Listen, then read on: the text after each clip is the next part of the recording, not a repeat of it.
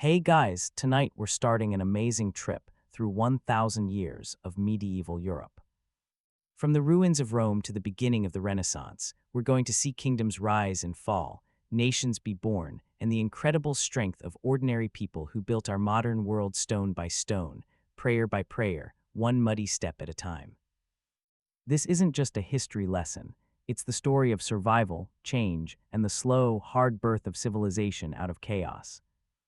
We'll walk through cities destroyed by plague, stand in the shadows of huge cathedrals, and see the daily struggles of peasants, knights, merchants, and kings who shape the world we live in today. So before you get comfy, please take a second to like the video and subscribe, but only if you really like what I do here. And let me know in the comments where you're watching from and what time it is for you. It's always cool to see who's joining us from all over the world. Now, turn down the lights, maybe turn on a fan for that soft background sound, and let's start tonight's journey together, because what we're about to explore isn't just the past. It's the base of everything we know about government, religion, art, and human nature itself. Get comfortable. Seriously, fix those pillows. Pull up that blanket because we're going on quite a ride through 1,000 years of victory, sadness, and the unstoppable human spirit that refused to give up even in the darkest times. Picture this. It's the year 476 CE, and you're watching the end of the world as people knew it. The Western Roman Empire, that mighty giant that had ruled most of Europe for over 400 years, is taking its last breath. The last emperor, a boy with the sadly perfect name Romulus Augustus, Little Augustus, is being removed by a Germanic warlord named Odoacer. But this isn't just a change of leaders. This is the collapse of civilization itself. For centuries, Rome had been the beating heart of European life. Roman roads connected faraway lands. Roman law ruled millions of people. Roman soldiers kept the peace. And Roman culture gave a shared identity that stretched from Britain to the Black Sea. Roman water systems brought fresh water to cities. Roman baths gave cleanliness and places to meet friends. And Roman schools taught the children of important families. Now all of that was falling apart. The roads, once wonders of building skill that let armies and merchants travel fast across the land, were breaking down. Without a strong central government to fix them, bridges fell, surfaces cracked, and weeds grew through the carefully placed stones.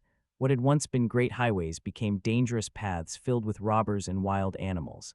The cities, once busy centers of buying, selling, and culture, were becoming empty. Rome itself, which had held over 1 million people at its strongest, shrank to maybe 20,000 people living among the ruins of their past greatness. The great public buildings, the forums, the theaters, the baths stood empty and falling apart, their marble walls slowly being taken by poor people who needed materials for their simple homes. The economy based on long-distance trade and special kinds of work collapsed almost overnight. Without the safety given by Roman soldiers, merchants couldn't safely move goods far away. Local towns had to make everything they needed, or they would not survive. The smart money system was replaced by trading goods and growing just enough food to live. But maybe the worst loss of all was knowledge and the ability to read and write. The Roman school system, which had created generations of people who could read, write, and run the government, disappeared with the empire. Books were lost, libraries left empty, and being able to read and write became very rare outside of monasteries. Into this empty space stepped different Germanic tribes, the Visigoths, Ostrogoths, Vandals, Franks, and others.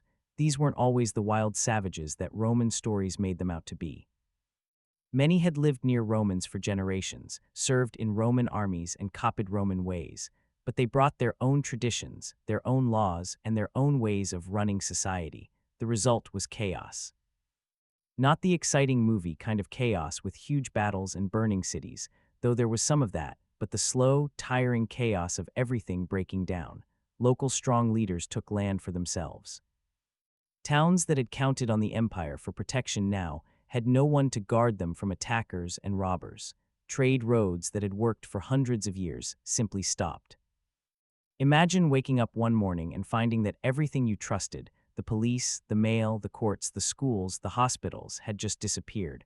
That's what happened to millions of people across Europe in the late 400s and early 500s. But here's the amazing thing. People adjusted. They always do. Without a strong empire, new ways of living together appeared. Local church leaders who had kept their jobs through the empire's fall often became the real leaders of their cities. They planned defenses, gave food to the hungry, and kept whatever was left of Roman law and government. Germanic kings, instead of just destroying Roman ways, often tried to keep and change them. They made laws that mixed Germanic habits with Roman rules. They chose Roman helpers to run their new lands. They even sometimes said they ruled for the faraway Eastern Roman Emperor in Constantinople. The Catholic Church, which had become the empire's official religion only about 100 years earlier, suddenly became the only group with power across the whole area. Monasteries became places of learning and safety, where monks carefully copied old books and kept the small light of reading and writing alive. This wasn't the Dark Ages in the way people think of total ignorance and wild behavior. It was a time of change, old ways dying, and new ones fighting to be born. The Europe that would come out of this mess would be very different from the Roman world that came before it, but it would also keep many Roman ways and ideas. The fall of Rome wasn't just an ending, it was also a beginning.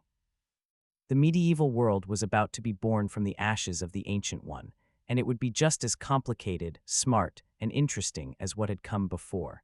In the ruins of Roman houses, Germanic leaders were learning to read Latin. In empty Roman cities, Christian leaders were starting new kinds of government. In the countryside, Roman farmers and Germanic settlers were learning to live and work together, making new villages and towns that would grow into medieval Europe. The world was ending, but it was also beginning. And the people who lived through this chain, the last Romans and the first Europeans, were about to start one of the most amazing journeys in human history. From the mess of Rome's fall, something wonderful started to grow. Not right away and not without huge struggle, but slowly, new kingdoms began to form across Europe. These weren't just groups of warriors and farmers. They were the beginnings of the nations we know today. The most successful of these early kingdoms belonged to the Franks, a Germanic group who had settled in what is now France and Western Germany. Under their king Clovis, who ruled from 481 to 511 CE, the Franks did something that would change European history forever. They became Catholic Christians. This wasn't just a personal choice about faith, it was a brilliant political move.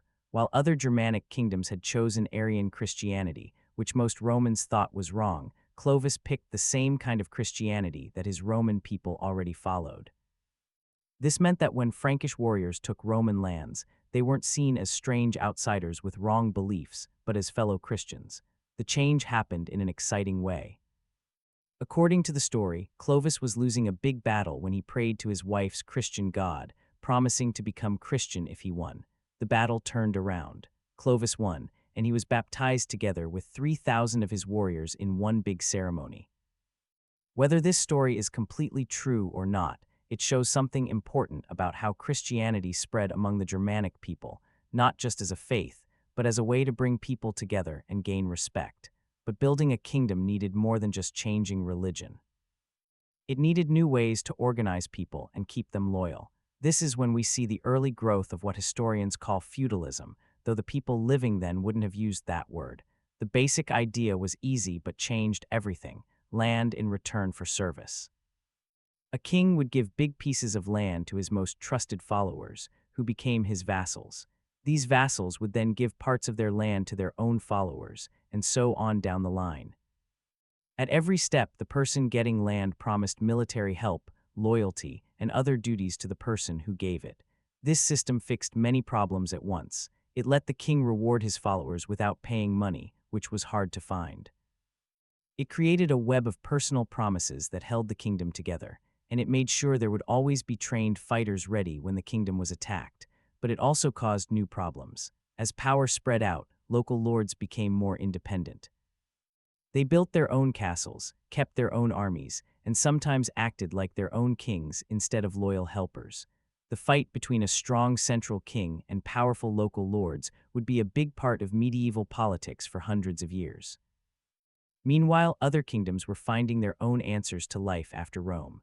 In England, Anglo-Saxon kingdoms like Wessex, Mercia, and Northumbria were growing, each with their own kings, laws, and ways. These kingdoms fought each other a lot, but they were also building smart systems of government and law. The Anglo-Saxon legal system, for example, was based on paying money instead of just punishment. If you killed someone, you didn't always get killed yourself. Instead, you paid wergild or blood money to the victim's family. The amount depended on how important the victim was. A nobleman's life cost more than a peasant's, which seems unfair to us, but it was actually better than endless revenge killings that happened before. In Spain, the Visigothic kingdom was creating its own mix of Germanic and Roman ways. The Visigoths had been one of the first Germanic groups to build a lasting kingdom on old Roman land, and they had learned to rule a mix of Goths and Romans. Their law book, the Liber Iudicarum, was one of the smartest legal writings of the early medieval time. But maybe the most important thing happening then was in Italy, where the Ostrogothic King Theodoric the Great was trying something brand new, ruling a Germanic kingdom using Roman rules. Theodoric, who ruled from 493 to 526 CE, kept Roman law for his Roman people while letting his Gothic followers use their own customs. He kept Roman government working, supported Roman teachers, and even kept the Roman Senate. Theodoric's plan didn't last. His kingdom was taken by the Byzantine Empire in the mid-500s, but it showed that Germanic kingdoms weren't just replacing Roman civilization with something simpler and rougher. They were trying to make something new that took the best from both worlds. The church played a huge part in all of this. Church leaders weren't just about religion. They were often the smartest and best leaders in their towns. They advised kings, judged court cases, and organized building projects. Monasteries became places of learning and work, saving not just Bible writings, but also old Roman books, science knowledge, and useful skills.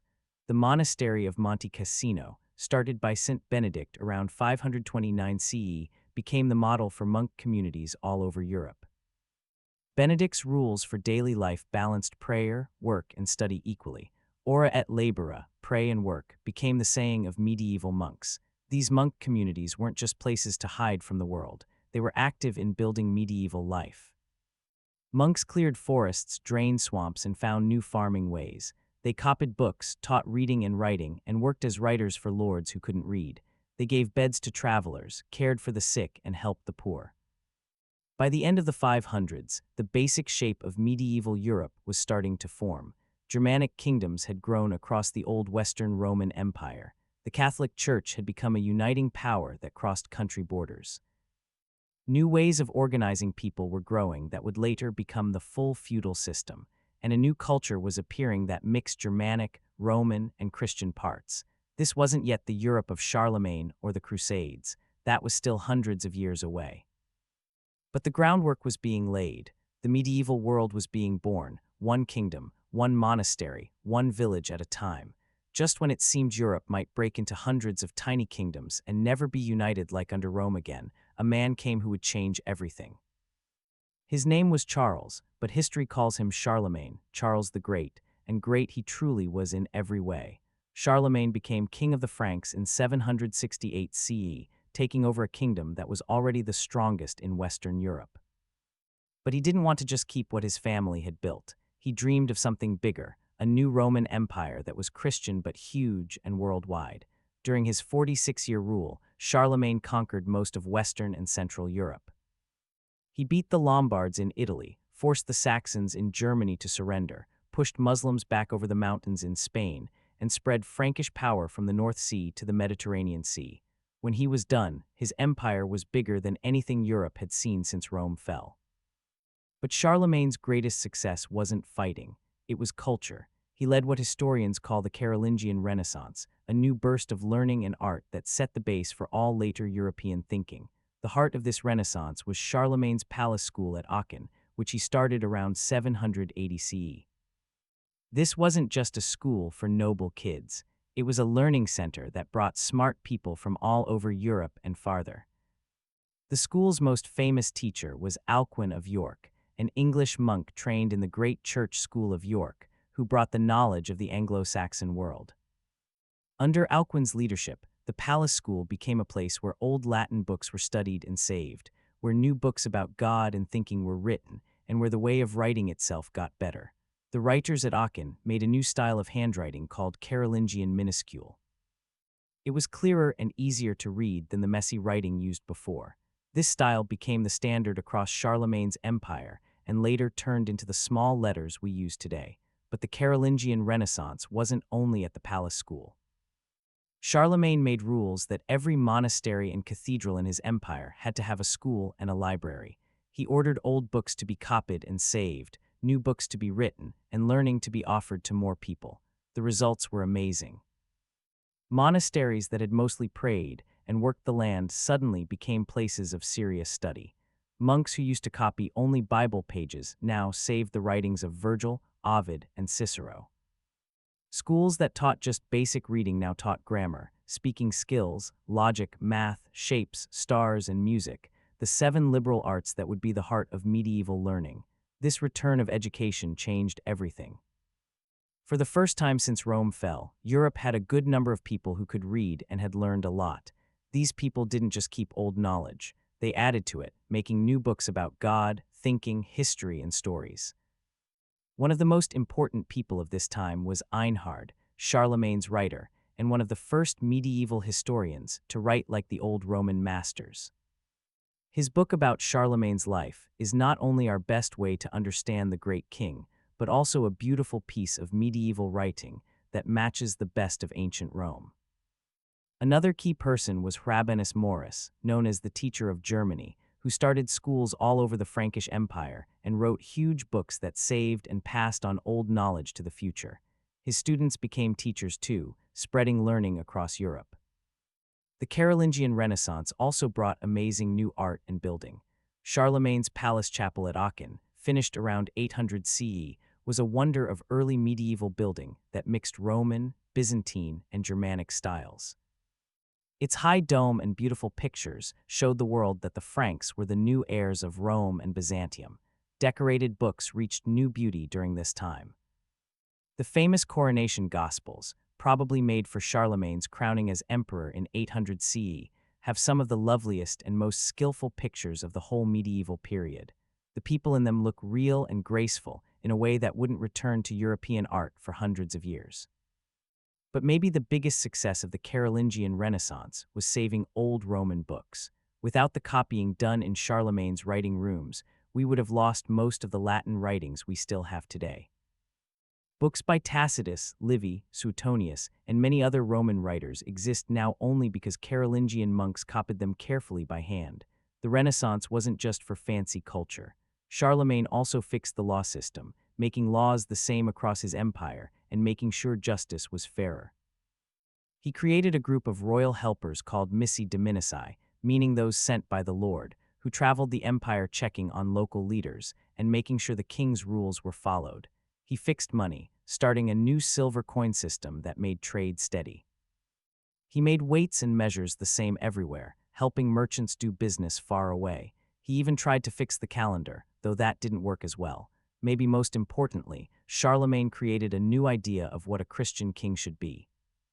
On Christmas Day in the year 800, Pope Leo III crowned him Emperor of the Romans in St. Peter's Church in Rome. This ceremony, which may have surprised Charlemagne himself, started the idea that the top leader in Western Europe got his power from the church. The crowning created what would later be called the Holy Roman Empire. Though it wasn't really holy, Roman, or an empire in the old way, it did start the dream that Europe could be united under one Christian ruler. A dream that would both inspire and trouble European leaders for the next 1,000 years. Charlemagne's empire didn't last after he died in 814. His son Louis the Pious didn't have his father's strength and clear plans, and the empire was split among Louis's 3 sons in the Treaty of Verdun in 843.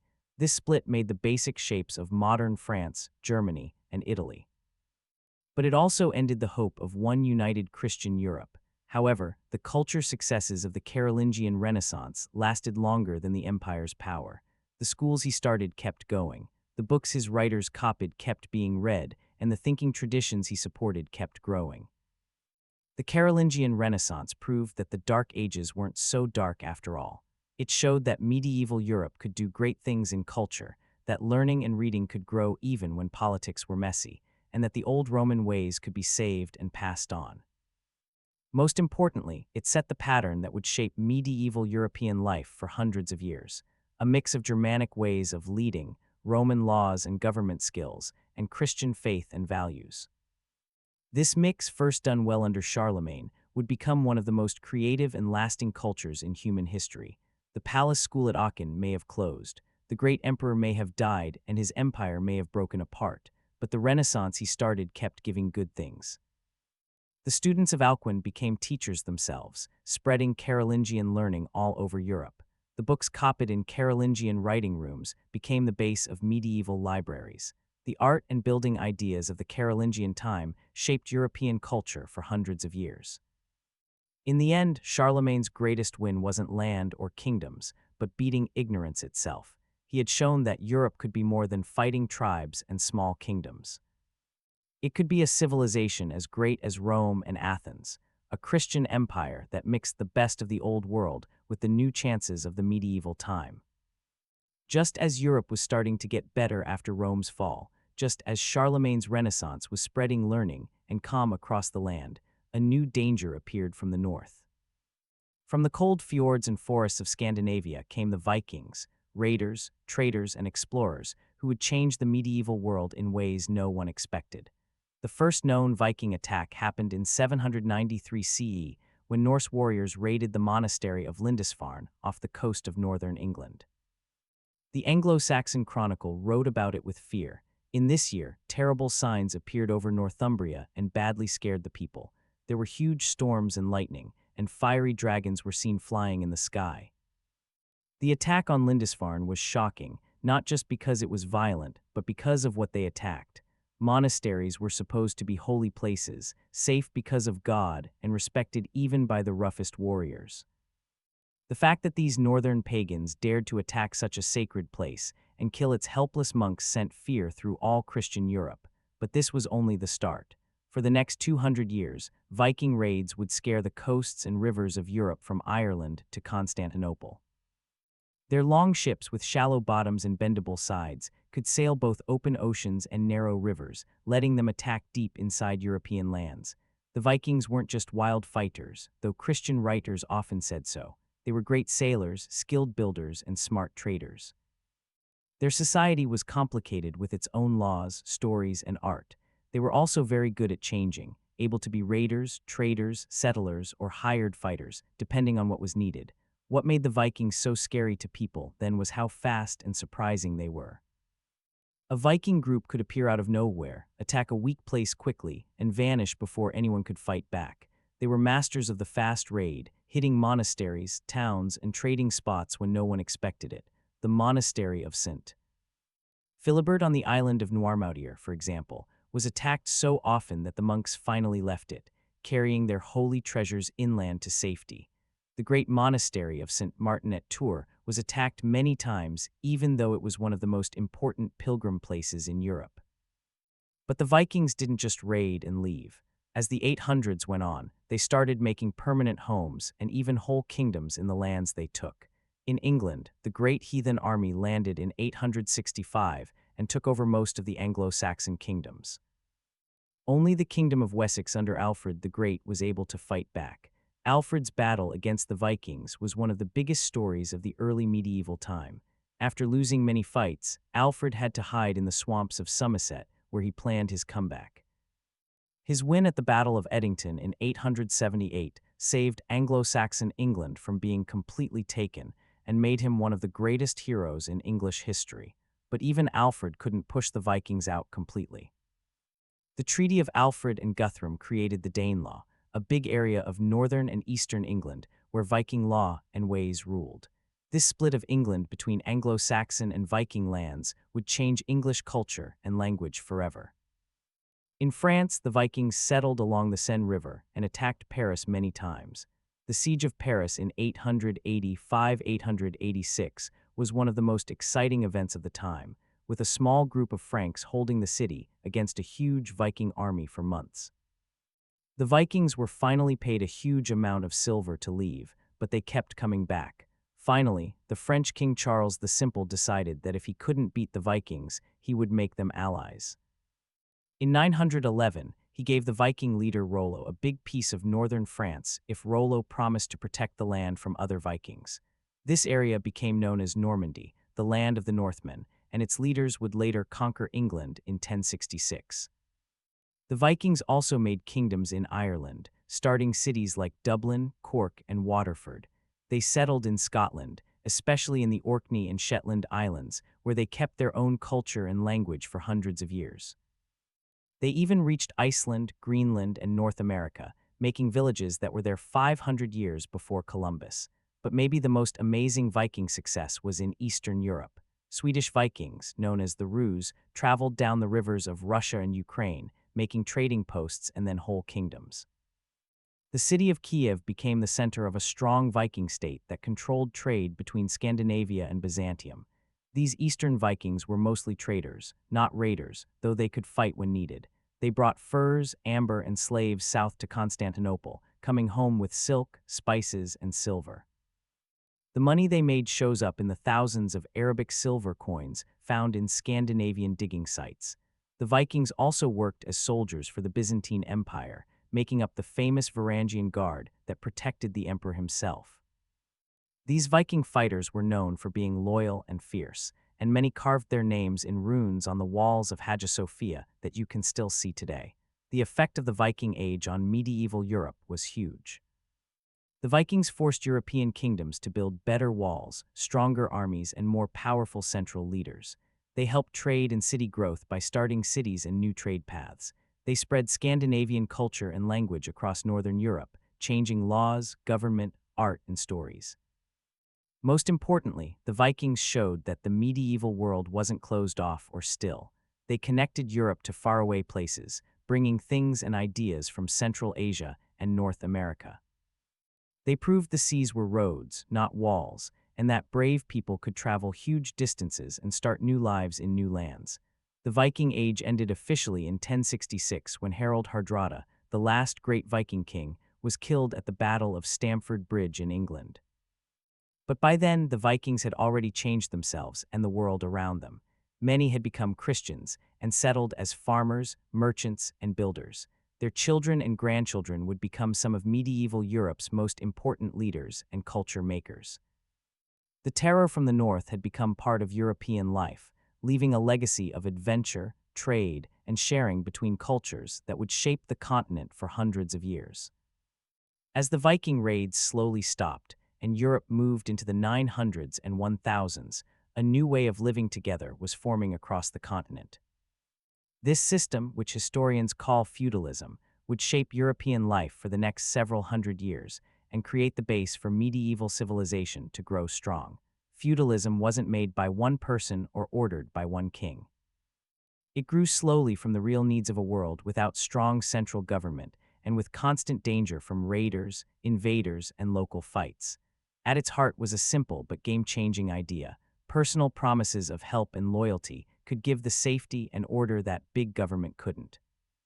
The basic part of feudal life was the bond between a lord and his vassal. A vassal would kneel before his lord, put his hands between the lord's hands, and promise loyalty and service. In return, the lord would give the vassal a fief, usually land, but sometimes a job or way to make money that would support the vassal and let him keep his promises. This act, called homage, made a holy bond that was both personal and about power. The vassal owed his lord soldier service, usually 40 days a year, plus other duties like coming to the lord's court, giving advice, and helping pay certain costs. The lord owed his vassal protection, fair judgment, and support to live well. But feudalism was more than just a soldier system. It was a full way of life that ruled everything. At the top was the king, who was supposed to own all the land in the kingdom. Below him were the great nobles, dukes, counts, and earls, who held huge areas directly from the king. These great lords gave parts of their land to lesser nobles, who gave parts to knights, and so on down the line. At the bottom were the peasants, who made up most people. Most peasants were serfs, tied to the land they worked and under their lord's control in almost every part of life. They couldn't leave the manor without permission, couldn't marry without saying yes, and had to give their lord part of their crops plus work and payments. This might sound like slavery, and in many ways it was hard, but it also gave safety and steadiness in a time when both were rare. The lord needed to protect his peasants because their work made him rich. The peasants had a sure place to live and work and protection from robbers and attackers. The manor, the basic money-making part of feudal life, was mostly able to take care of itself. It had the lord's house, the peasant's village, fields, forests, mills, and workshops that gave most of what the people needed. The lord's hall was a court, meeting place, and center of fun. The village church gave spiritual help and often worked as a school and hospital too.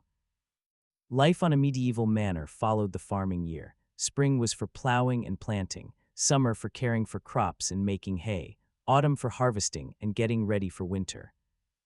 The peasants worked the lord's land and their own using simple tools and ways that hadn't changed much since Roman times. The three-field system, which became common in this time, was one of the few new farming ideas of the early medieval years. Instead of leaving half the land empty every year like Romans did, medieval farmers split their land into three parts. One grew winter crops like wheat or rye, one grew spring crops like oats or barley, and one rested to get strong again. This way grew about 50% more food and helped more people live, which led to the population growth of the High Middle Ages. The feudal system also changed politics a lot. Because power was spread out and based on personal promises instead of big government, medieval kingdoms were often weak and split. Kings had to keep making deals with their vassals, who might have their own vassals and own wishes. A strong duke or count might have more power in his area than the king. This spread-out power led to what historians call feudal monarchy, a government where the king was first among equals, not a total boss. The king's strength depended on keeping his vassals loyal, and they could stop helping if they thought he wasn't keeping his promises. The best feudal kings knew how to work inside this system. William the Conqueror, who took England in 1066, was a master at it. After winning the Battle of Hastings, he carefully gave land to his Norman followers, but made sure no one vassal got too strong. He also kept direct control of about 20% of England's land, giving him a safe power base. The feudal system also shaped medieval fighting. The heavily armored knight on horseback became the main fighter on the battlefield. These knights weren't just soldiers, they were landowners and local leaders who had a big reason to keep the system that gave them power and money. The code of chivalry that grew around being a knight tried to make fighting more gentle and Christian. Knights were supposed to be brave in battle, loyal to their lords, and protect the weak and innocent. They were also supposed to be polite, generous, and strong Christians. Of course, real knights were often cruel, greedy, and unfaithful, but the chivalric idea gave a standard to judge them by and helped stop some of the worst fighting behavior. The feudal system also changed culture. The personal promises of feudal life created a world of honor, loyalty, and close bonds that would shape European stories, art, and ways for hundreds of years. The great long poems of the medieval time, the Song of Roland, the Nibelungenlied, the Arthurian romances, all celebrate the feudal values of loyalty, courage, and honor. By the 1000s, feudalism had become the main way of life in most of Western Europe. It gave the structure for medieval civilization to grow and succeed, making the time ready for the great things of the High Middle Ages. The Crusades, the growth of towns and trade, the building of huge cathedrals, and the flowering of medieval culture. The feudal change had turned Europe from weak kingdoms and tribal lands into a complicated but steady system that could support more people, better money ways, and great culture. It wasn't perfect, but it worked, giving the base for the medieval world to build its greatest successes. In the year 1095, Pope Urban II stood before a crowd of nobles, priests, and ordinary people in a field outside the French city of Clermont. What he said that day would start one of the most amazing and argued-about movements in medieval history, the Crusades. His call for a holy war to take Jerusalem back from Muslim control would send hundreds of thousands of Europeans to the Holy Land, changing forever how East and West, Christian and Muslim saw each other, and changing the path of European life forever. Urban's speech, as written down by people who heard it, was a perfect mix of religious words and smart politics. He talked about the pain of Eastern Christians under Muslim rule, the ruining of holy places, and the duty of Western Christians to help them. God wills it. The crowd shouted back, and soon, armies were forming all over Europe for the trip to Jerusalem. But the First Crusade, which started in 1096, was different from anything Europe had seen. This wasn't just a war. It was a huge movement that pulled in people from every level of life. Nobles sold their land to pay for the trip. Peasants left their farms to follow exciting preachers, and whole families headed to the Holy Land with little more than faith and hope. The trip itself was terribly hard and killed thousands before the Crusaders even got there. The path went through the Byzantine Empire, across the rough land of Anatolia, and through areas ruled by different Muslim leaders. Sickness, hunger, and constant fighting killed huge numbers of the crusading armies. Yet somehow, against all chances, the First Crusade won. In 1099, after a cruel siege, the Crusaders took Jerusalem. What happened next was awful, even for medieval times. The Crusaders killed almost everyone in the city, Muslims and Jews alike. People who were there rode about streets full of blood and piles of cut-off heads and hands. The win of the First Crusade led to 4 Crusader states in the Holy Land: the Kingdom of Jerusalem, the County of Edessa, the Principality of Antioch, and the County of Tripoli. These were European settlements in the Middle East ruled by Western nobles, but lived in by a mix of Western settlers, Eastern Christians, Muslims, and Jews. The Crusader states were amazing tries at living with different cultures. Even though they were born from religious war, everyday life there often had peace and sharing between cultures. Crusader nobles copied Eastern clothes, food, and building styles. They learned Arabic, used Muslim helpers, and sometimes made friends with Muslim leaders against other Crusader lords. But the Crusader states were always shaky. They were surrounded by unfriendly Muslim lands, needed constant new people and supplies from Europe, and had fights inside between different groups. The fall of Edessa to the Muslim leader Zengi in 1144 shocked Europe and started the Second Crusade. The Second Crusade, preached by the powerful Abbot Bernard of Clairvaux and led by the kings of France and Germany, was a total failure. The crusading armies were destroyed in Anatolia, and their try to take Damascus ended in shame. The Crusades' failure hurt the respect people had for both the Pope and the kings who supported it. Meanwhile, in the Muslim world, a new leader was rising who would change the Crusades forever. Saladin, a Kurdish fighter who had become ruler of Egypt and Syria, was both a great soldier and a smart talker. Unlike many leaders before him, Saladin brought the broken-apart Muslim world together and fought the Crusader states as one. In 1187, Saladin did what many thought impossible. He took Jerusalem back. The Battle of Hattin, where Saladin destroyed the main Crusader army and captured the king of Jerusalem, was one of the most important battles of the medieval time. Unlike the Crusaders' killing in 1099, Saladin's taking of Jerusalem was careful and kind. The fall of Jerusalem started the Third Crusade, the most famous of all the crusading trips. Led by 3 of Europe's strongest kings, Richard the Lionheart of England, Philip Augustus of France, and Frederick Barbarossa of Germany, this crusade excited medieval Europe like no other. The Third Crusade showed both what medieval war and talking could do and what they couldn't. Frederick Barbarossa, maybe the strongest of the 3 leaders, drowned crossing a river in Anatolia, taking away his leadership and most of his army. Philip Augustus and Richard fought all the time, and Philip finally went home to take Richard's lands. Richard himself became a legend, earning the name Lionheart for his bravery and fighting skill. His battles with Saladin became famous stories, with both leaders respecting each other even though they were enemies in faith and politics. But even Richard couldn't take Jerusalem back. The Third Crusade ended with an agreement that let Christian pilgrims visit the Holy City but kept it under Muslim control. The later Crusades became more desperate and less successful tries to get back what was lost. The Fourth Crusade, started in 1202, never even reached the Holy Land. Instead, the Crusaders were turned toward Constantinople, which they took and ruined in 1204. This attack on the Byzantine Empire, the very empire that had asked for Western help, was one of the worst things in crusading history. The destruction of Constantinople hurt both East and West forever. It made the Byzantine Empire so weak that it would later fall to the Ottoman Turks. It also made the split between Eastern and Western Christianity deeper, creating pain that has never fully healed. Later crusades kept being started through the 1200s, but with less and less success. The Fifth Crusade tried to take Egypt as a step to Jerusalem, but failed.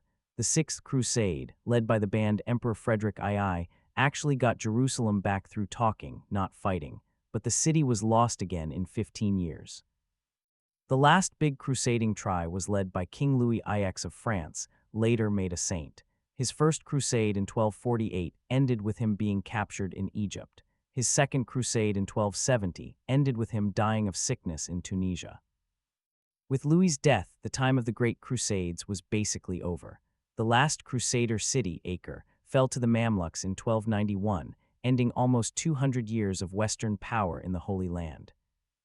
The Crusader states had lasted longer than many thought they would, but they never made a lasting Western home in the Middle East. The effect of the Crusades on European life was huge and complicated. On one side, they showed Europeans new ideas, tools, and goods from the East. Crusaders came home with knowledge of Eastern medicine, math, and thinking. They brought new foods, spices, and fancy things that started more European trade. The Crusades also changed politics. They made the Pope stronger because he had planned and led the crusading movement.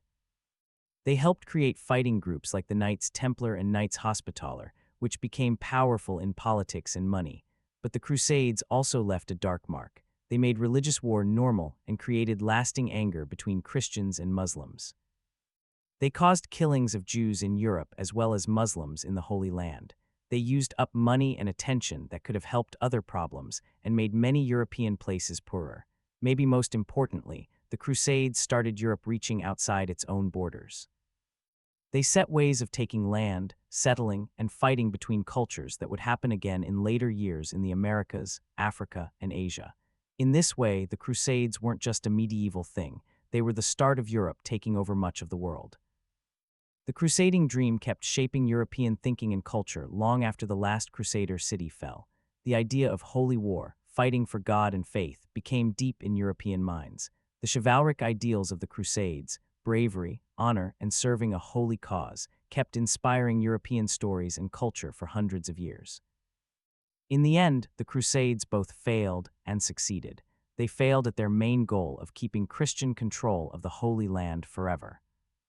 But they succeeded in changing European life, opening it to new ideas and things, and starting it on a path of growing and reaching out that would shape the next several hundred years of world history. While knights were fighting in the Holy Land and peasants were working hard in the fields, something that would change everything was happening in medieval Europe, something that would matter more than any crusade or feudal fight: the growth of towns and the return of trade. This city revolution, which started in the 1000s and grew faster through the High Middle Ages, would completely change European life and build the base for the modern world. The return of trade started slowly, almost without anyone noticing. In the early medieval years, most buying and selling was local and small. People made what they needed and only traded for things they couldn't make. Money was rare, and most deals were swapping things. The big trade roads that had joined the Roman Empire had mostly fallen apart, leaving Europe poor and cut off. But by the year 1000, things were changing. More people were being born, farming was getting better, and governments were steadier. These changes made people want trade and made trade possible. Merchants started going farther than their local markets, carrying goods from place to place, and finding they could make money from faraway buying and selling. The Italian city-states were some of the first to jump on these new chances. Cities like Venice, Genoa, and Pisa had kept some trade going through the early medieval time, and they were perfectly placed to use the growing want for Eastern goods. Venice especially had special trade rights with the Byzantine Empire that let it get luxury things from the East: silk, spices, jewels, and strange foods that rich Europeans wanted more and more. The Crusades, for all their religious reasons, gave a huge boost to this return of trade. Moving hundreds of thousands of people to the Holy Land created huge need for ships, food, and travel help. Italian merchants got rich supplying the crusading armies and carrying pilgrims and fighters east. More importantly, the Crusades showed Europeans the wealth and smartness of Eastern life, making them want luxury goods and strange things even more. But trade wasn't just fancy items. As Europe's population grew and people started doing special jobs, there was more need for everyday things too. The wool from English sheep was wanted in the cloth-making centers of Flanders, where skilled workers turned it into beautiful fabrics sold all over Europe. The silver mines of Germany gave the money that made faraway trade possible. The grain of Sicily and southern Italy fed the growing cities of the north. The return of trade naturally led to towns growing. Merchants needed places to keep their goods, do business, and be safe from robbers and angry lords. They moved to places that were naturally good, river crossings, mountain paths, harbors, or where big trade roads met. Many of these trading places grew around old villages, monasteries, castles, or Roman towns, but some were completely new. These new towns were different from anything Europe had seen since Rome fell. They were centers of buying, selling, and making things, full of merchants, craftsmen, and workers who lived by trade instead of farming. They were places where people from different areas and cultures met to do business. And they were more and more free, ruled by their own laws instead of feudal lords. The growth of towns made a new group of people who didn't fit the old feudal system. Merchants and craftsmen weren't nobles or peasants, warriors or farmers. They were something new, a middle group whose money came from trade and making things, not land. This new group would later challenge the power of the noble lords and change European life. The towns also made new kinds of government that were fairer and let more people have a say than feudal kings. Many towns were ruled by groups of important citizens, mayors people chose, or groups of merchants and craftsmen. These town leaders mostly cared about keeping trade safe and order, but they also gave services people in the country didn't have: paved roads, public water, hospitals, and schools. The guild system that grew in medieval towns was one of the most important new things of the time. Guilds were groups of merchants or craftsmen who did the same kind of work. They made rules for how good things had to be, set prices, and stopped too much competition.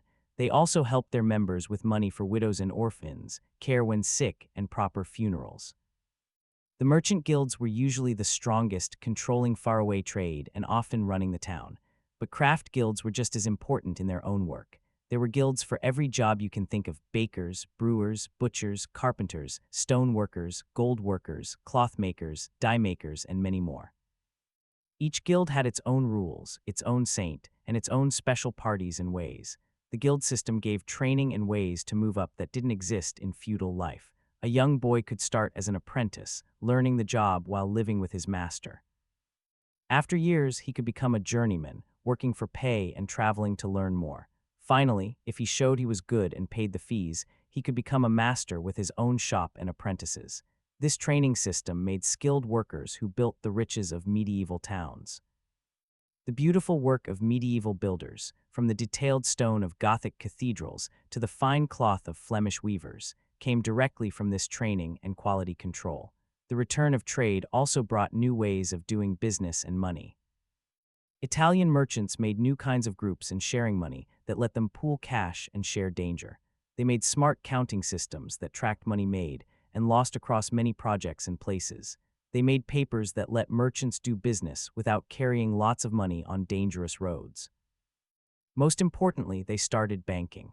The great banking families of medieval Italy, the Medici of Florence, the Fugger of Augsburg, the Lombards who gave their name to London's money area, gave the money that made big trade possible.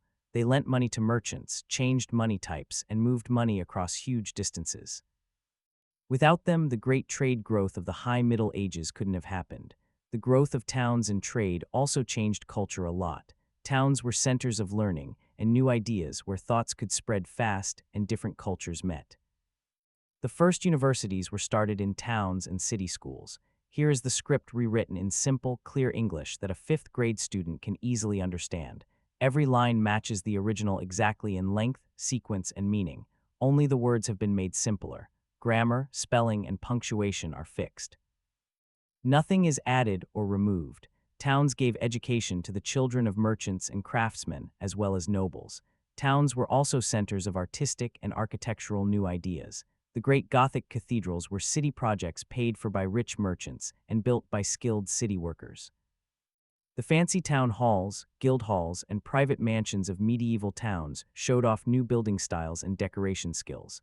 By the 13th century, the growth of towns had changed European society completely. Towns had become centers of money and power that could stand up to the lords of the old system.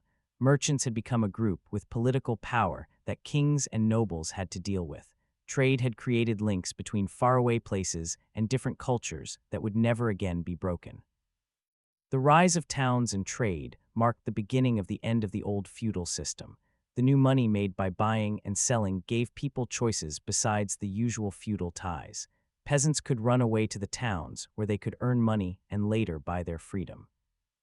Nobles learned that they needed cash more than soldiers, and they started to turn old feudal duties into money payments.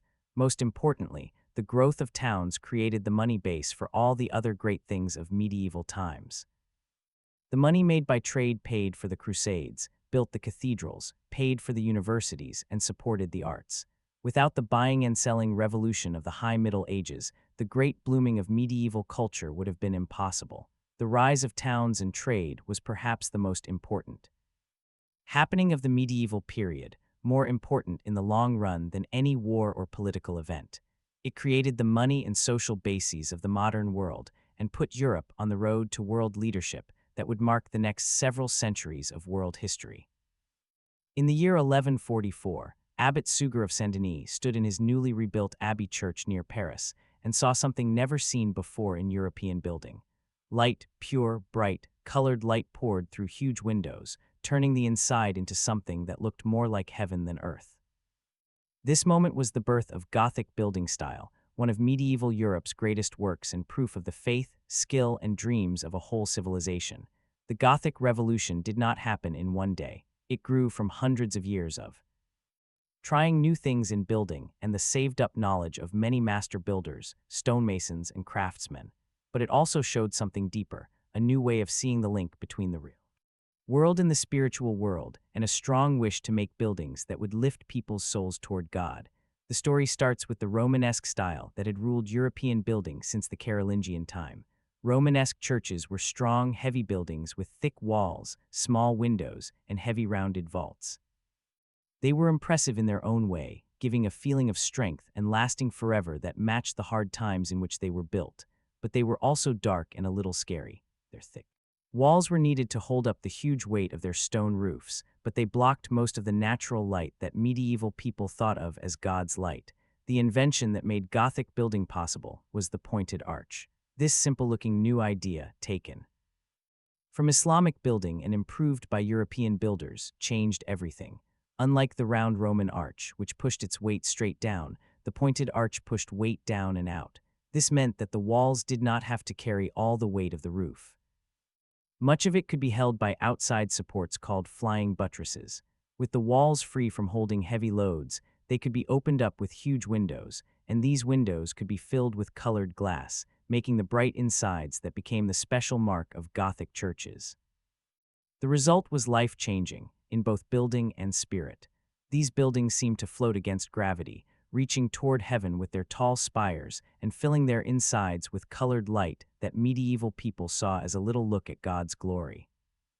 The building of a Gothic cathedral was one of the hardest and biggest jobs of the medieval world. It needed the teamwork of hundreds of skilled workers, huge amounts of money, and the promise of whole communities for many years that often lasted through several generations. The work began with choosing a master builder, a man who was architect, engineer, and boss all in one. These master builders were some of the most respected and best paid workers of their time, traveling from job to job and earning as much as nobles. They worked without detailed drawings or math calculations, counting instead on real experience, simple geometry, and a feel for how things hold together. The master builder would start by marking the plan of the cathedral on the ground, using ropes and sticks to show where walls, pillars, and other parts would go. The foundation would then be dug, often meaning moving huge amounts of dirt and rock. The foundations had to be wide and deep, strong enough to hold buildings that might reach 300 feet or more into the sky. The building work needed a whole army of special workers. Stonemasons cut and shaped the single blocks that would make the walls and ceilings. Carpenters built the wooden frames and supports that held the stone arches while they were being built. Mortar makers made the lime cement that glued the stones together. Glass makers created the colored glass windows that would fill the building with colored light. Each of these jobs needed years of learning and practice. A stonemason had to know not only how to cut stone, but also how different kinds of stone acted under weight, how to pick the best pieces for different parts of the building, and how to work with the other workers so that all the pieces fit together perfectly. There was almost no room for mistakes, a mistake in the cutting of a main stone or the shape of an arch could make a whole part of the building fall. The planning of cathedral building was huge. The stone had to be taken from places often many miles away and brought to the building place by ox cart or river boat. A single cathedral might need hundreds of thousands of single stones, each one cut exactly right. The wood for frames and roof parts came from whole forests. The lead for the roof and the iron for extra strength had to be dug, melted, and shaped by special workers.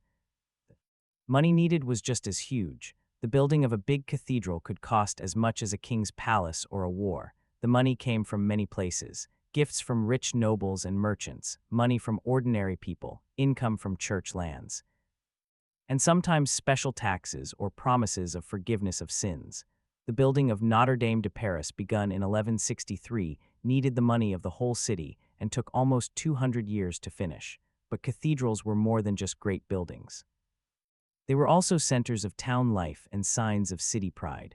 The choice to build a cathedral was often made by the whole town, and its building became a shared job that brought people together across rich and poor.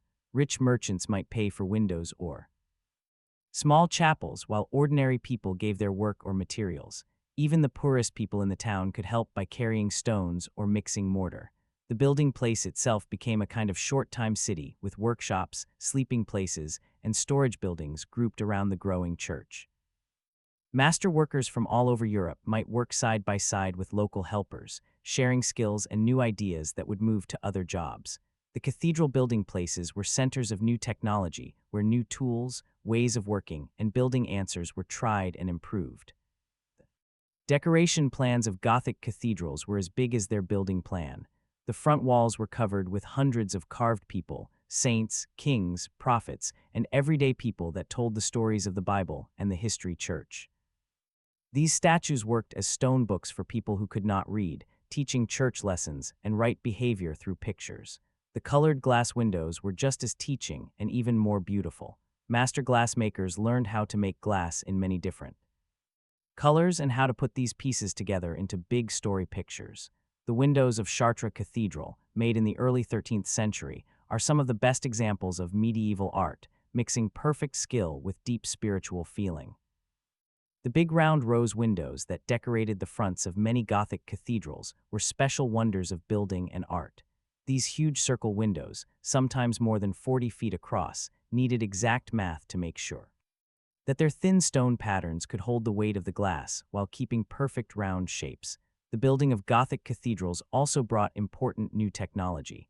Better lifting machines let workers raise heavy stones to never-before heights. New ways of cutting and shaping stone made possible the fancy decoration. Details that made Gothic style special. The use of iron bars helped to make the thin stone parts stronger that carried the weight. Perhaps most importantly, the cathedral builders made new ways to train and organize skilled workers. The workshop system that grew up around cathedral building places became the model for worker groups all over Europe. Master builders made orderly ways to teach their skills to students and helpers, making sure that the knowledge built over many years of building would not be lost. The Gothic cathedrals were not just buildings, they were signs of a whole civilization's highest dreams. They showed the medieval joining of faith and reason, of love for God and perfect skill, of single talent and group work. They were monuments to human imagination and God's help, reaching toward heaven while staying firmly on the earth. The time of cathedral building reached its highest point in the 13th century, when cities all over Europe tried to build ever more wonderful churches. The cathedrals of Paris, Chartres, Reims, Amiens, and Cologne became examples that were copied and changed all over the continent. Each new cathedral used new ideas and better ways learned from earlier places, making a never-stopping line of building growth and improvement. But the cathedrals were also children of their time, showing the money, sureness, and strong faith of the High Middle Ages. As the medieval world started to change in the 14th and 15th centuries, the time of great cathedral building slowly ended. The money and group spirit that had made these jobs possible were used for other things, and new building styles started to appear that showed different dreams and wishes. Yet the Gothic cathedrals stay some of humanity's greatest works, proof of what can happen when perfect skill is joined with spiritual dreams and group promise. They still fill people with wonder more than 800 years after they were built, reminding us of the Great heights human imagination can reach when it aims for something bigger than itself. While master builders were lifting Gothic cathedrals toward heaven, another revolution was happening in the schools and universities of medieval Europe. This mind awakening called scholasticism would change European thinking and build the base for the science and deep thought successes of later centuries. The roots of this revolution were in finding again old learning, especially the works of Aristotle. For hundreds of years, European teachers had known Aristotle mostly through small pieces and short versions kept by early Christian writers, but in the 12th and 13th centuries, full books of Aristotle's works started to come to Western Europe, changed from Arabic copies that had been kept and studied by Muslim teachers in Spain and the Middle East. This flood of new knowledge made both excitement and worry in the Christian world. Aristotle's books had deep talks about logic, nature study, right behavior, and government that were far better than anything from the early Middle Ages, but they also had ideas that seemed to go against Christian teaching. Aristotle said the world had always existed and was not made, that the soul might not live forever, and that reason alone could find truth about the real world. The problem for medieval teachers was how to mix this new learning with Christian faith. Could reason and God's word live together? Could the truths found by old non-Christian thinkers be joined with the truths God told people? These questions would keep some of the greatest minds of the medieval time busy and lead to new ways of studying and arguing.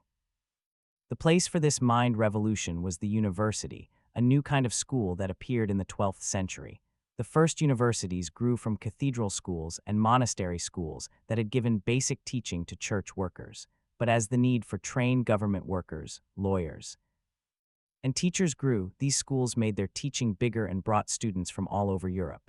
The University of Bologna, started around 1088, focused on law and became the model for universities in southern Europe. The University of Paris, which grew from the cathedral School of Notre Dame in the early 12th century, worked on God study and deep thought and became the mind center of northern Europe. Oxford and Cambridge in England, Salamanca in Spain, and many other universities followed, making a web of learning places that covered the continent. These universities were unlike anything before. They were world schools where students and teachers from different lands came together to learn.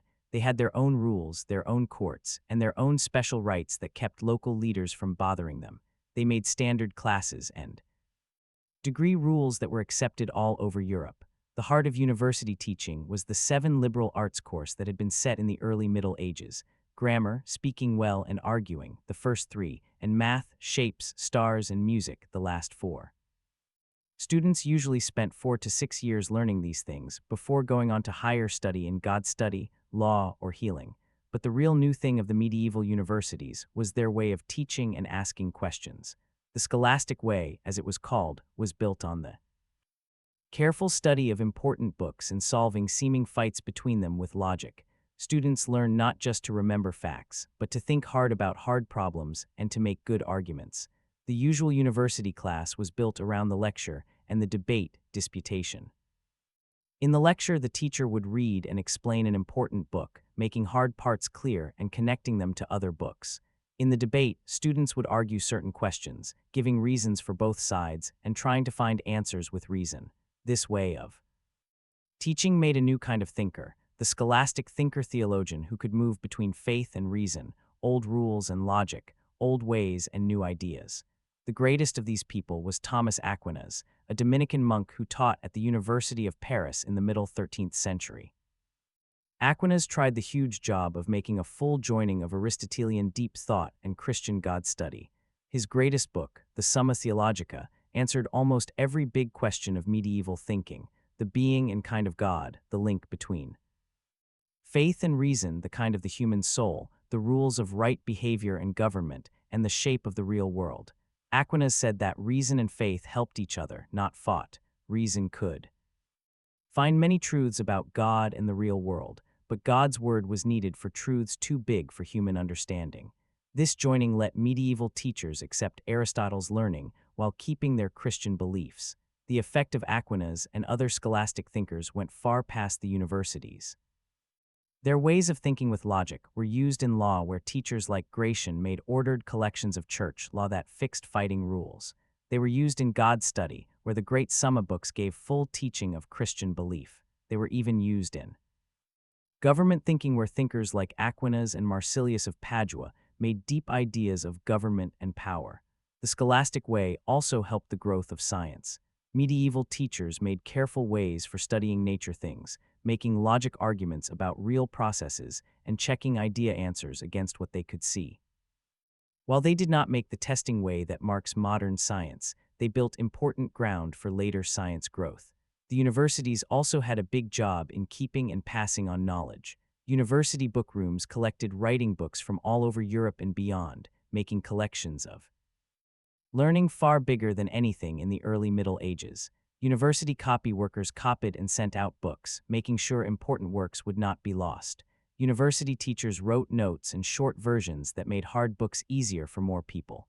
Perhaps most importantly, the universities made a new group of learned workers who would change European society. University finishers became workers in king and church offices, judges in growing court systems, teachers in schools all over Europe, and helpers to kings and popes. They brought with them the thinking ways and mind habits they had learned in the universities, slowly changing the way European society solved hard problems. The Scholastic Revolution also had important culture effects. The focus on logic thinking and ordered arguing changed writing, art, and building. The Gothic cathedrals, with their hard building plans and fancy decoration plans, showed the same ordered way of solving hard problems that marked scholastic deep thought. The great writing works of the time, from Dante's Divine Comedy to the Arthurian romances, showed the effect of scholastic ways of planning and studying. The universities also helped a new feeling of European mind togetherness. Students and teachers moved freely between universities, making groups of learning talk that went past country borders. Latin stayed the world language of learning, letting teachers from different lands talk and work together. The same classes and degree rules meant that a master's degree from Paris was accepted in Oxford, Bologna, or Salamanca. By the end of the 13th century, the Scholastic Revolution had completely changed European mind life. The universities had become lasting parts of European life, making the learned workers that growing hard societies needed. The scholastic way had given new tools for studying hard problems and joining fighting rules. The joining of Aristotelian deep thought and Christian God study had made a full world view that would rule European thinking for hundreds of years, but perhaps most importantly, the Scholastic Revolution had shown that human reason could be a strong tool for understanding both the real world and God's truth. This trust in the power of reason would finally lead to the science revolution of the 16th and 17th centuries and the Enlightenment of the 18th century. In this way, the medieval universities and their scholastic ways were not just things of their time, but bases for the mind successes of the modern world. The Scholastic Revolution showed that the medieval time was not a time of mind sleep, but one of amazing creativity and new ideas. The teachers of the High Middle Ages made new schools, made new ways of asking questions, and reached new joinings of knowledge that would shape European life for hundreds of years to come. In the autumn of 1347, 12 Genoese ships crawled into the harbor of Messina, a trading post on the Black Sea. The ships carried more than silk and spices from the east. They carried death itself. The sickness that would be called the Black Death had reached Europe, and nothing would ever be the same again. The disease had started in Central Asia, moving along the trade roads that joined east and west. It traveled with traders and armies carried by the fleas that lived on black rats, those unwanted riders on every medieval ship and caravan. By the time it reached the Black Sea, it had already destroyed much of Asia and the Middle East. Now it was Europe's turn. The sickness spread with scary speed. From the ports of the Mediterranean, it followed the trade roads inland, reaching Paris by 1348, London by 1349, and the far villages of Scotland and Scandinavia by 1350. No part of Europe was saved. The disease moved faster than news of its coming, hitting towns that had no warning and no idea what was happening to them. The signs were terrible and clear. People got painful lumps called buboes in their groin, armpits, and neck. These lumps could grow as big as apples and hurt very much. Black spots appeared on the skin, giving the sickness its common name. Fever, chills, and throwing up came next, and death usually came within 3 to 5 days of the first signs. But there was an even deadlier kind of the sickness, lung plague, which hurt the lungs and could be passed straight from person to person by coughing and sneezing. This kind killed even faster, sometimes within hours of the first signs, and almost always killed. Medieval doctors were helpless against the sickness. Doctors did not know how sickness spread and had no good treatments. They tried bleeding, cleaning out, and different plant medicines, but nothing helped. Many doctors ran away from their jobs while others died with their patients. The few who stayed often did more harm than good with their hopeless treatments. The death number was huge. In some places, half the people died in a few months. In others, the death number reached 60 or even 70%. Whole villages were left empty, their people wiped out completely. Cities that had grown for hundreds of years became ghost towns, their streets full of dead bodies that no one was left to bury. The way society worked in medieval Europe started to fall apart. Old leaders, kings, nobles, church proved powerless against the sickness. Many ran to the countryside, leaving their duties and their people. The church, which had given comfort and help through past troubles, was hurt very hard. Priests and monks who helped the sick and dying died in very large numbers. Some monasteries lost their whole groups. The money results were just as terrible. Trade stopped as traders died or ran. Farming fell apart as farmers left their fields or died before harvest. Whole jobs disappeared in one night. The hard buying and selling webs that had grown during the High Middle Ages were broken, and it would take many years to fix them. But perhaps the deepest effect of the Black Death was in people's minds. Medieval people had believed that God controlled everything in life, that pain had meaning, and that the church could give protection and save souls. The sickness questioned all of these beliefs. Why would a good God let such killing happen to everyone? Why did prayer and saying sorry seem to do nothing? Why did church people die the same as everyone else? Some people answered these questions with stronger religion. Groups of flagellants walked from town to town, whipping themselves in public to say sorry, believing their pain might make God stop being angry. Others turned to personal God feeling, wanting direct talk with God instead of trusting the church.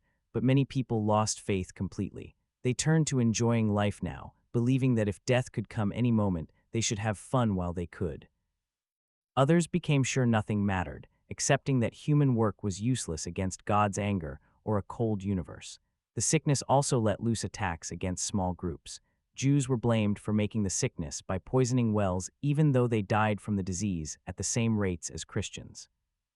Whole Jewish towns were killed in Germany, France, and other parts of Europe. Other groups, sick people, beggars, strangers, were also blamed and attacked. Yet, even as the sickness destroyed Europe, it also made chances for those who lived. The huge death number led to very few workers, which gave living workers new power to ask for more. Farmers who had been tied to the land for many years suddenly were needed and could ask for better deals with their lords. In England, the law of workers passed in 1351 tried to keep pay at before sickness levels and stop workers from moving for better jobs, but the law was almost impossible to make people follow. Workers just broke it, moving to wherever they could get the best pay. Same laws in other countries failed too. The result was a big change in the relationship between lords and farmers. The hard ranks of the old system began to break down as money relationships became more important than old promises of loyalty and duty. Money became more important than land, and a person's own ideas more valuable than family rank. The sickness also sped up the end of the manor system. Many manors were left empty or joined together as their people died out. Living lords often found it better to rent their land to paying farmers instead of trying to keep the hard old system of duties. This move toward money farming would have deep long-time effects for European society. In the towns, the sickness led to big social and power changes. The death of so many old traders and workers made room for new people to rise in society, group rules that had stopped. New workers were made looser because they had to be. New kinds of business groups appeared to take the place of family businesses that had been killed by the sickness. The church, too, was changed by the sickness time. The huge death number among church workers led to a crisis of leaders and trust. Many jobs were filled by quickly trained and poorly taught new people. The care of souls got worse, and people respected church workers less. This trust crisis helped the rise of religion groups that fought the church power. John Wycliffe in England and John Hus in Bohemia taught that people could have direct talk with God without priests in the middle. These ideas would later help start the Protestant change of the 16th century. The sickness also had important culture effects, the always there. Death led to new kinds of art. The dance of death became a common picture in art and stories, showing death as the great leveler who took kings and farmers the same. Gothic art became more real and feeling, showing the hard truth of sickness hit Europe. Writing, too, was changed by the sickness time. Giovanni Boccaccio's book, written during the sickness years, used the idea of people telling stories while hiding from the disease to look at love, death, and human life.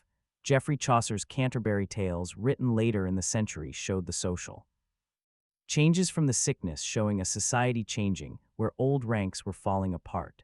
The Black Death marked the end of the High Middle Ages and the start of a new time in European history. The sure-growing world of the 12th and 13th centuries gave way to a more worried and unsure world. The sickness had shown that human works, the great cathedrals, the universities, the buying webs were easy to break and could be gone in months. But the sickness also showed human strength and changing power. European society did not fall completely. Instead, it changed to new times, making new groups and new ways of living social and money life. The people who lived through the Black Death built a different kind of world, more person by person, more buying and selling, more questioning of old leaders. But a world all the same. The people number recovery from the sickness was slow. It took more than 100 years for Europe's people to get back to before sickness numbers, but when it did, it was a different Europe, more city, more buying and selling, more center kings, and more different cultures. The seeds of the Renaissance, the Reformation, and the Age of Sailing had all been planted in the sickness-hit ground of the 14th century. The Black Death was one of the great turning points in human history, as big as the fall of Rome or the factory revolution. It ended one time and started another, changing not just the number of people in Europe, but its whole social, money, and culture shape. The medieval world that came out of the sickness was clearly different from what had come before, and it would keep changing in ways that the people who lived through the Black Death could never have guessed. As Europe slowly got better from the terrible Black Death, a new world started to grow from the ashes of the old. The 14th and 15th centuries were a time of big change. As the medieval joining that had marked the High Middle Ages gave way to new kinds of government shape, money work, and culture showing, the most clear change was government. The spread-out lord kings of the earlier time were slowly replaced by stronger center country states. Kings who had once been just first among equals started to have real power over their lands, making standing armies, setting up royal courts, and making paperworking groups that could rule well without needing old lord duties. This joining power was helped partly by war need, the 100 Years' War between England and France, which started in 1337 and went on and off until 1453, showed the good points of center army planning. The English wins at Crécy, Poitiers, and Agincourt were won by paid armies using new war tools, especially the longbow and later gunpowder weapons. That made old knight horse soldiers old news. The French answer to these losses was to make a more center army system. Under kings like Charles VII and Louis XI, France made a standing army, a royal gun group, and a tax system that could pay soldiers all year. This new army system not only let France finally win the 100 Years' War, but also gave the French king the power to make his rule strong all over the kingdom. Same things were happening all over Europe. In England, the Wars of the Roses, which lasted from 1455 to 1487, ended with the win of Henry Tudor, who made a strong king government that would rule English power for the next 100 years. In Spain, the marriage of Ferdinand of Aragon and Isabella of Castile in 1469 joined kingdom that would become one of Europe's strongest states. The Holy Roman Empire, on the other hand, failed to get this kind of joining. The empire stayed a loose group of hundreds of almost free lands, each with its own rules, ways, and leaders. This split would matter a lot for German growth and would help cause the religion and power fights of the 16th century.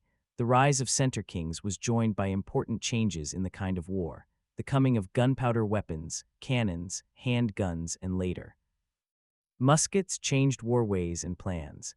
Castles, which had been the main kind of strong place all through the medieval time, became useless almost in one day. Cannons could break walls that had held against long attacks, and the high, thin walls of medieval castles were very easy for gunfire to hurt. The answer was the making of new kinds of strong places. Low, thick walls made to take cannon hits and fancy systems of pointed forts and ditches that could shoot back at attackers. These new strong places were very costly to make and keep, giving more good points to center states that could find the needed money. The money changes of the late medieval time were just as big. The buying revolution that had started in the High Middle Ages kept going and grew faster, but it took new shapes.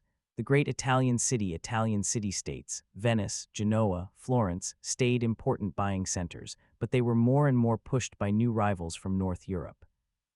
The Hanseatic League, a group of trader cities around Lübeck and Hamburg, ruled trade in the Baltic and North Seas.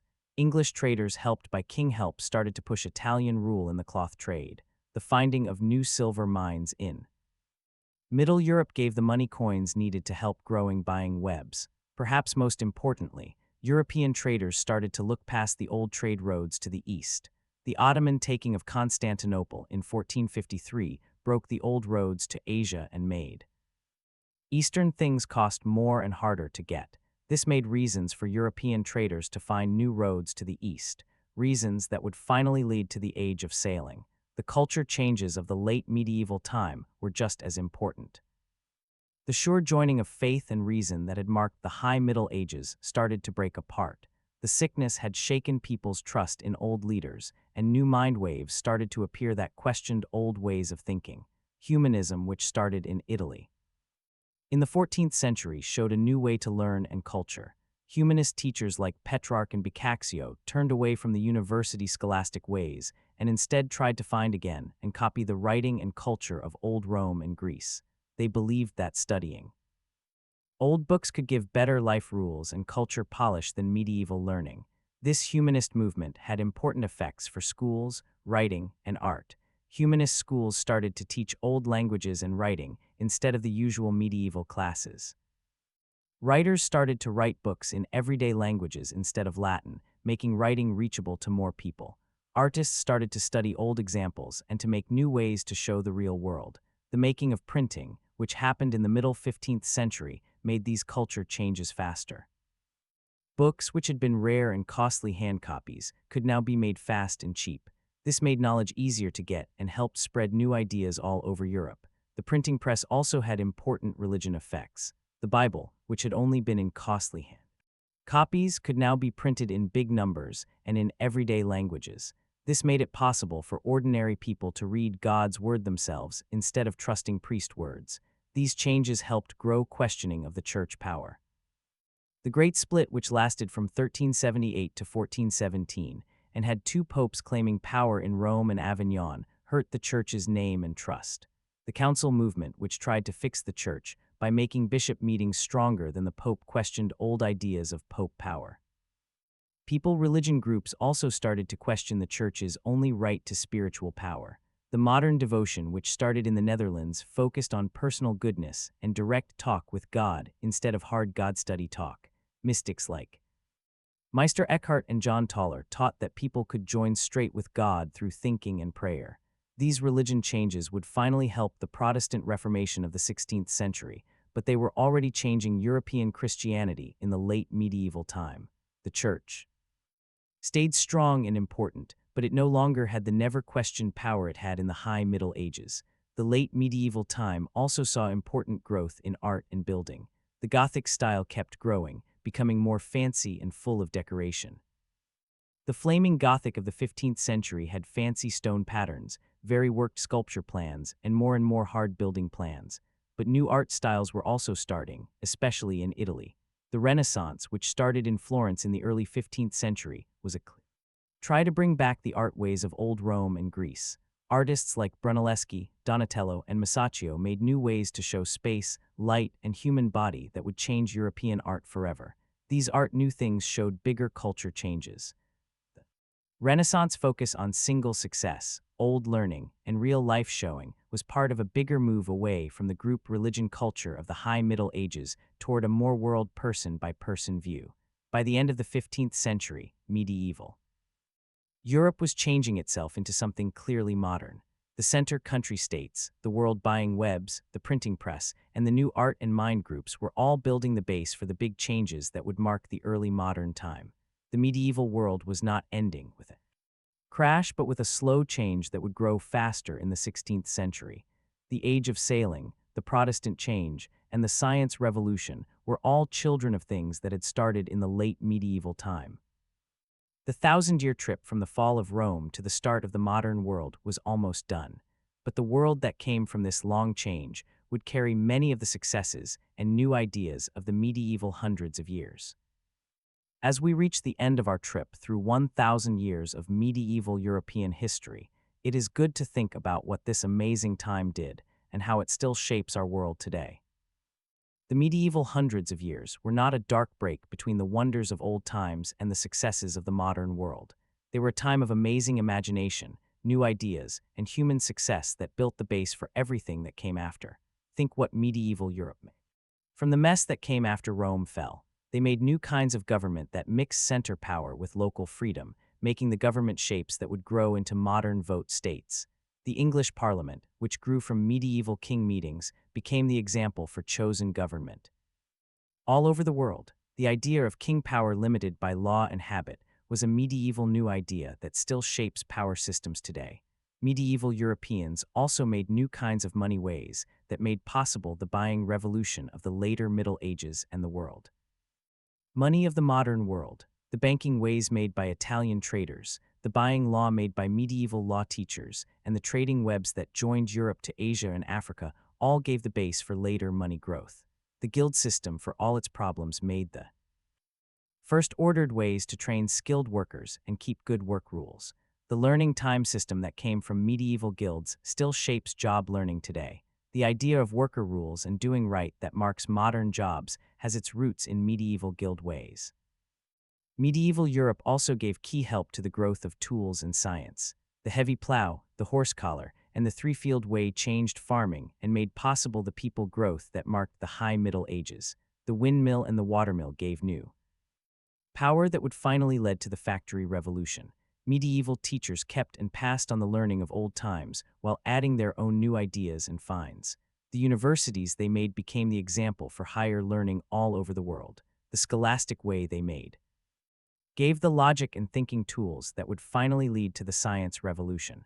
The law systems made in medieval Europe still shape law all over the world. The English common law system, which grew from medieval king courts, is still used in many countries today. The church law made by the medieval church shaped world law and human rights ideas. Medieval building gave us some of humanity's greatest artworks.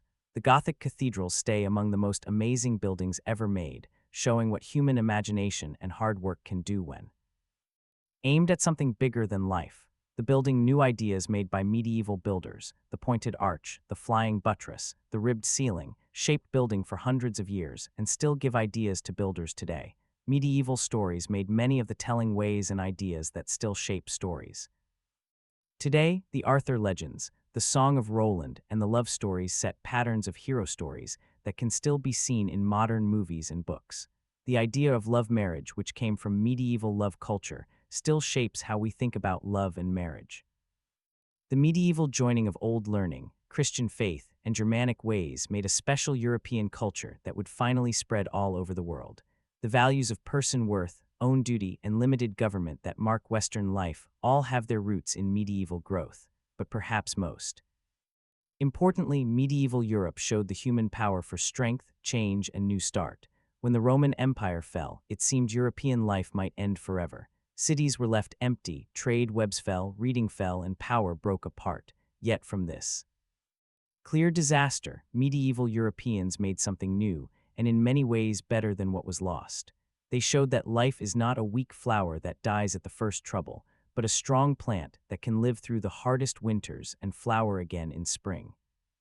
When the Vikings scared the coasts, Europeans made better walls and finally brought the Vikings into their own groups. When the sickness killed many people, the ones who lived changed to new times and made new kinds of social and money life. This strength was not just living. It was imagination change that often led to real better. The lord system that came from the fall of center power was in many ways more bendy and right for local needs than the hard empire rule it took the place of. The medieval money life built on person ties and help each other was more steady and lasting than the slave money of Rome. Medieval Europeans also showed the power of faith and shared values to join different peoples and make common goal. The Christian Church gave a joining power that went past land borders and people groups. The dream of Christendom, a joined Christian world, gave power to some of the greatest works of the medieval time, from the crusades to the cathedrals to the universities. This is not to make the medieval time perfect or forget its dark sides. Medieval Europe was a hard-ranked world where most people lived poor and without knowledge. Women had few rights, small groups were hurt, and war was always there. The Crusades, the questions, and the hurting of Jews and other small groups remind us that medieval dreams were often broken more than kept, but even these darker parts of medieval life helped later growth. The hard and mess of the early medieval time led to new ideas in war tools and planning that would finally make European armies the strongest in the world. The religion fights of the later medieval time helped make ideas of religion freedom and own thinking that would become center to modern vote life.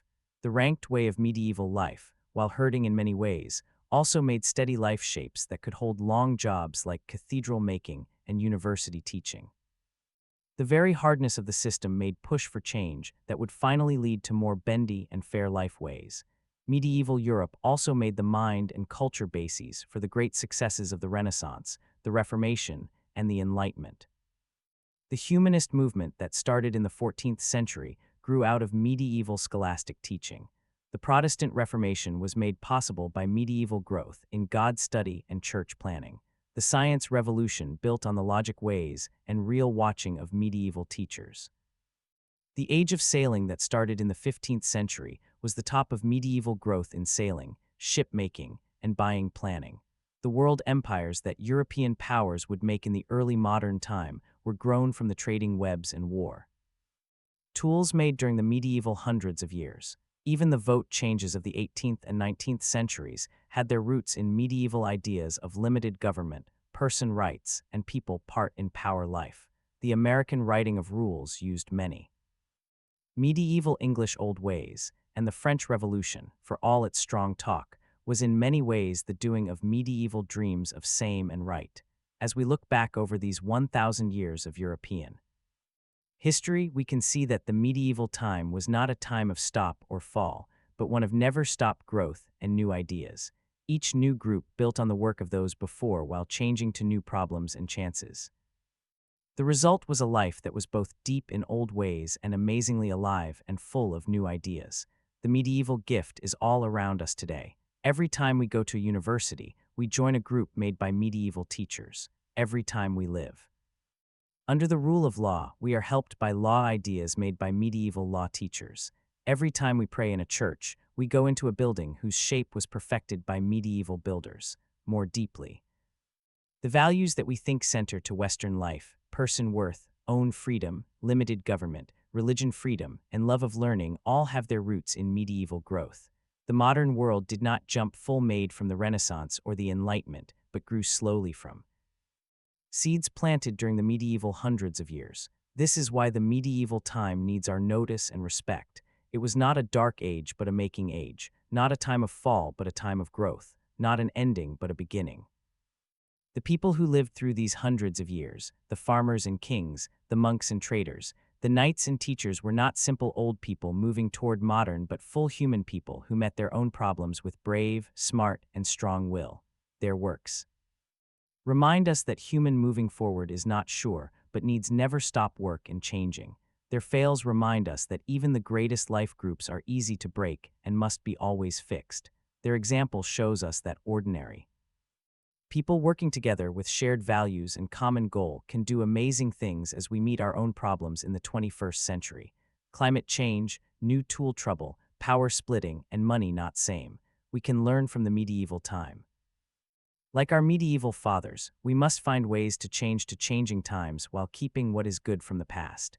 We must make new groups while keeping people together. We must welcome new ideas while honoring old ways. The medieval Europeans who made cathedrals that took hundreds of years to finish understood something we sometimes forget, that the greatest human works need waiting, never stop work, and trust in tomorrow. They built not just for themselves, but for people not yet born, trusting that their work would help something bigger and longer than their own lives. This is perhaps the greatest lesson of the medieval time, that human life is not the work of any one group, but the joined work of many people across the hundreds of years. We are the ones who get their work, and we have the duty to pass on to future people a world that is better than the one we got. The thousand-year trip from the fall of Rome to the start of the Renaissance was not just a part in European history, but a proof of the human power for growth, change, and success. It reminds us that even in the darkest times, the human spirit can make light, and that from the ashes of one world, another can rise that is even greater than what came before. The medieval world is gone, but its gift lives on in everything we are and everything we hope to be. In understanding their story, we better understand our own. And in honoring their works, we find strength for our own work to make a better world for those who will come after.